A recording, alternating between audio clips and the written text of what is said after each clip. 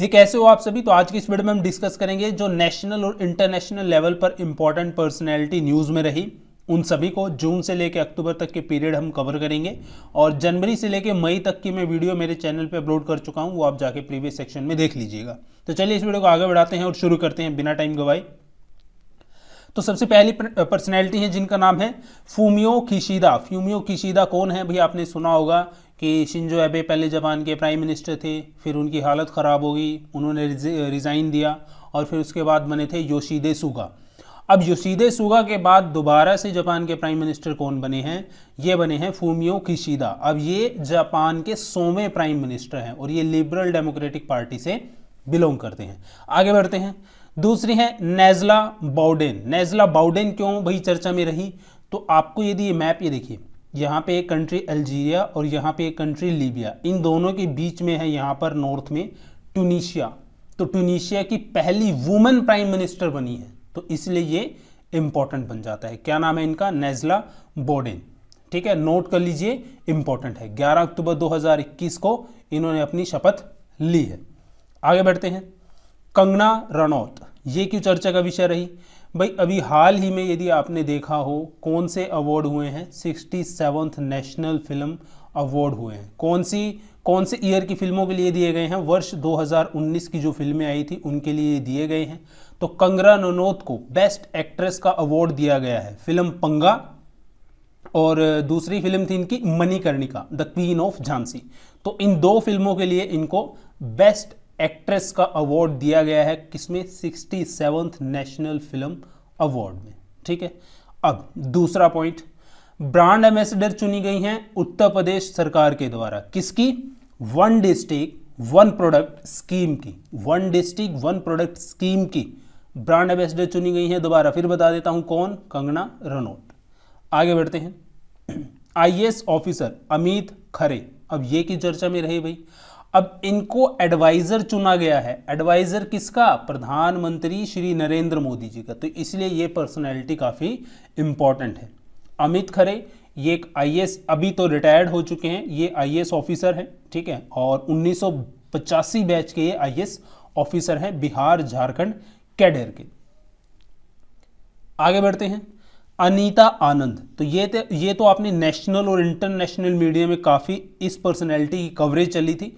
क्यों, क्योंकि अनीता आनंद को कनाडा का 43rd डिफेंस मिनिस्टर चुना गया है। तो ये इसलिए इंपॉर्टेंट बन जाता है। हालांकि इनको भारतीय मूल की कहा जाता है, लेकिन नहीं, इनका जन्म कनाडा में ही हुआ है, कनाडा में पली बड़ी है। तो 43rd डिफेंस मिनिस्टर कनाडा की चुनी गई हैं, कौन, अनीता आनंद। 54 साल की इनकी उम्र है। आगे बढ़ते हैं। Air marshal VR Chaudhary, most important, हर एक परीक्षा में मैं मानता हूं कि मैक्सिमम परीक्षा में ये क्वेश्चन पूछा जाएगा। एयर मार्शल VR चौधरी, अब ये कौन है भाई जैसे नाम से ही पता चल गया, एयर मार्शल, तो हमारी जो एयर फोर्स है उनके चीफ हैं। नाम याद रखिए, VR चौधरी। ठीक है, VR चौधरी। आपसे पूछ ले हमारे देश के 27वें एयर चीफ कौन बने हैं या chief of the air staff कौन बने हैं, तब भी नाम आएगा किसका, एयर मार्शल VR चौधरी का। ठीक है, नोट कर लीजिए, इंपॉर्टेंट है। आगे बढ़ते हैं। कैप्टन अमरिंदर सिंह, भाई इनके चर्चे तो इस साल बहुत रहे।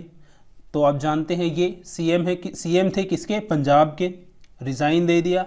अब इसके बाद इन्होंने कांग्रेस पार्टी से भी रिजाइन दे दिया है और खुद की एक पॉलिटिकल पार्टी की इन्होंने घोषणा कर दी है। और उस पॉलिटिकल पार्टी का नाम इन्होंने क्या दिया है, पंजाब लोक कांग्रेस।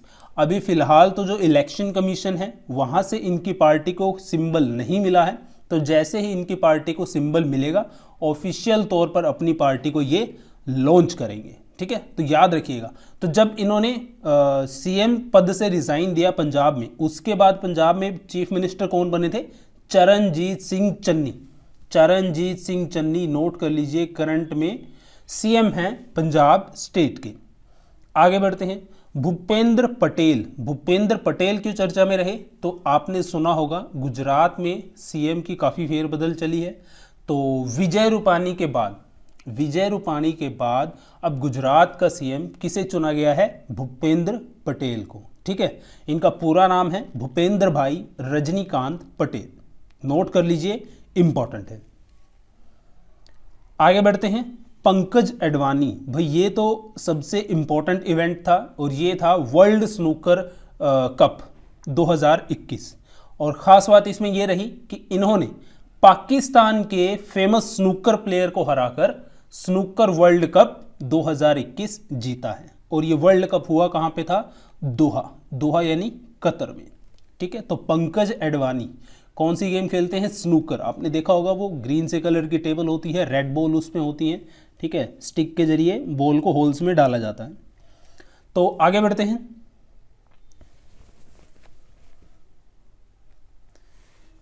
राजा ऋत्विक क्यों चर्चा में रहे भाई? तो राजा ऋत्विक ये तेलंगाना से बिलोंग करते हैं और ये इंडिया के करंट ग्रैंड मास्टर बने हैं। ठीक है, तो नोट कर लीजिए, इंपॉर्टेंट है। और इनकी मात्र उम्र है सिर्फ 17 साल। क्या है? 17 साल। तो 17 साल के राजा ऋत्विक ग्रैंड मास्टर बने हैं। आगे बढ़ते हैं, ओह नेम चेंज हम करना भूल गए, तो यहाँ पे आएगा क्रिस्टियानो रोनाल्डो। जी हाँ, क्रिस्टियानो रोनाल्डो। अब ये क्यों चर्चा में रहे? ये तो भाई चर्चा में ही रहते हैं फिलहाल, जितने भी साल चले जाएं सभी साल में ही चर्चा में ही रहते हैं। अब इस साल ये चर्चा में इसलिए रहे क्योंकि इन्होंने वर्ल्ड रिकॉर्ड बनाया है। वर्ल्ड रिकॉर्ड क्यों बनाया है भाई? अपने कैरियर में सबसे ज़्यादा गोल करने का। 110 गोल ये कर चुके हैं। ठीक है, तो जब इन्होंने 110 गोल किए तो इन्होंने वर्ल्ड रिकॉर्ड बनाया एक प्लेयर के द्वारा सबसे ज़्यादा गोल किए जाने का। और वर्ल्ड रिकॉर्ड कम्युनिटी ने इनको सर्टिफिकेट भी दिया था और इसकी पिक्चर इन्होंने अपने सोशल मीडिया हैंडल पे भी डाली थी। यदि आप इनको फॉलो करते तो आपको ये बात। इनका नाम है जी डैनिल मेडवेडेव। अब ये क्यों चर्चा में रही भाई? सोचिए, यदि आपको ग्रेट खली से कुश्ती लड़नी पड़ जाए और उस कुश्ती में आप जीत जाओ तो सोचिए आपका कितना नाम होगा। आपको भारत में मतलब कि क्या, मतलब कि फेमस हो जाओगे ना एक तरीके से आप। तो यही काम हुआ डैनिल मेदवेदेव के साथ। क्यों भाई? जो बैडमिंटन है, बैडमिंटन में जो यूएस ओपन होता है, यूएस ओपन इस भाई साहब ने जीता है। ठीक है, तो ये इसलिए इंपॉर्टेंट है। अब कहोगे चलो यूएस ओपन तो जीत लिया, बट इंपॉर्टेंट इतने फेमस क्यों है? कि ऐसा क्या था यूएस ओपन में? तो मेरे भाई इन्होंने नोवाक जोकोविच को हराकर यूएस ओपन जीता है। नोवाक जोकोविच, राफेल नडाल, रोजर फेडरर ये भगवान माने जाते हैं बैडमिंटन के। जैसे सचिन तेंदुलकर जी हमारे यहाँ पे क्रिकेट के भगवान हैं। तो इतने महान प्लेयर को हराकर इन्होंने यूएस ओपन जीता है, इसलिए ये इम्पॉर्टेंट है। ठीक है, और कौन सी कंट्री से बिलोंग करते हैं? रशिया। तो ये एक रशियन प्लेयर है। दूसरा, ये जो ग्रैंड स्लैम इनको बोलते हैं हम, 4 होते हैं ना, यूएस, फ्रेंच और विंबलडन, एक और होता है। तो ये जो 4 ग्रैंड स्लैम होते हैं ये इनकी लाइफ का पहला ग्रैंड स्लैम है, तो इसलिए इंपॉर्टेंट है। तो नाम याद रखिए, डैनिल मेदवेदेव। आगे बढ़ते हैं, ये है जी एमा। ठीक है, एमा रेडुकैनो। अब ये क्यों इंपॉर्टेंट है? इन्होंने महिला कैटेगरी का, जो सिंगल महिला कैटेगरी होती है यूएस ओपन की यानी कि बैडमिंटन की, तो इन्होंने ये ग्रैंड स्लैम जीता है। ठीक है, मात्र 18 साल की उम्र है, मात्र 18 साल की उम्र है, तो इसलिए ये इंपॉर्टेंट है। 10 लगातार जो राउंड हुए थे यूएस ओपन के वो इन्होंने जीते, एक भी राउंड नहीं हारी, एक भी मैच नहीं हारी है यूएस ओपन में, तो इसलिए इन्हें ये भी कीर्तिमान स्थापित कर दिया। तो 2 कीर्तिमान इन्होंने बनाई, 18 साल की हैं, 10 लगातार मैच जीते, यूएस ओपन जीता, एमा रेडुकैनो। ठीक है, ब्रिटेन से बिलोंग करती हैं। आगे बढ़ते हैं, पीवी सिंधु। जी हाँ, मोस्ट इंपॉर्टेंट। आप जानते हैं, देखिए मैं इसमें जो ओलंपिक पर्सनैलिटी थी हमारी, जिन्होंने ओलंपिक में मेडल जीते थे, मैं उनको इंक्लूड नहीं करूँगा। ठीक है, क्योंकि उनके लिए मैं स्पेशल वीडियो आपको पहले ही दे चुका हूँ बना के। ठीक है, तो पीवी संधू क्यों इंपॉर्टेंट है? तो आप जानते हैं ओलंपिक मेडल जीता इन्होंने, और एक ही कैटेगरी में यानी कि एक ही गेम में इंडिविजुअली 2 ओलंपिक मेडल जीतना, ये पहली भारतीय महिला बनी है। ठीक है, ऐसा पहला कारनामा तो सुशील कुमार ने किया था जब उन्होंने रेसलिंग में 2 मेडल जीते थे। उसके बाद यदि कोई दूसरी खिलाड़ी हैं और पहली महिला है तो वो है पीवी संधू। इसको नोट कर लीजिए, इंपॉर्टेंट है। First Indian women to win 2 Olympic medals after defeating. चलिए ये तो छोड़िए, इसको नाम याद रखने की जरूरत नहीं है, आप इन्होंने किसको हराया था। ठीक है, तो आपको बस इतना याद रखना है कि ये हमारे इंडिया की सेकंड इंडियन एथलीट हैं जिन्होंने 2 ओलंपिक मेडल जीते हैं और पहली ऐसी वुमेन है जिन्होंने 2 ओलंपिक मेडल जीते हैं। आगे बढ़ते हैं, ये है जी लॉरेल हुब्बार्ड। अब इनको मैं क्यों चर्चा में लेके आ रहा हूँ, वो इसलिए कि ये न्यूजीलैंड की एक खिलाड़ी हैं जो कि क्या है, एक वेट लिफ्टर है। अब ये इन्होंने अपना जेंडर चेंज करवाया है, ठीक है। तो पहले ये मेल थी, फिर ये ऑपरेशन करवा के ये फीमेल में कन्वर्ट हुई। 43 साल इनकी उम्र है, तो इसीलिए ये चर्चा का विषय बनी रही थी पूरे इंटरनेशनल मीडिया में जब ओलंपिक गेम्स चले थे। लॉरेल हुब्बार्ड न्यूजीलैंड से बिलोंग करती हैं, वेट लिफ्टर हैं, ठीक है, इंपॉर्टेंट है, नोट कर लीजिए।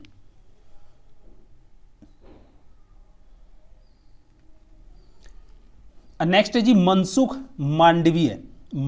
मांडवीय क्यों इंपॉर्टेंट है भाई? मनसुख मांडवीय इसलिए इंपॉर्टेंट है क्योंकि इनको भारत का नया हेल्थ मिनिस्टर, ये हमारे अब क्या है, स्वास्थ्य मंत्री भारत के नए कौन है? मनसुख मांडवीय, ठीक है। इससे पहले भारत के जो हेल्थ मिनिस्टर कौन थे उसका कमेंट बॉक्स में मेरे को नाम बताइए आप, ठीक है। आगे बढ़ते हैं। इसके अलावा इनके पास ministry of chemicals and fertilizer का एक्स्ट्रा चार्ज भी है। आगे बढ़ते हैं। किरण रिजिजू क्यों इंपॉर्टेंट है? पहले खेल मिनिस्टर थे, अब जब रिशफल हुआ मोदी गवर्नमेंट का तब इनको कौन सा मंत्रालय दिया गया?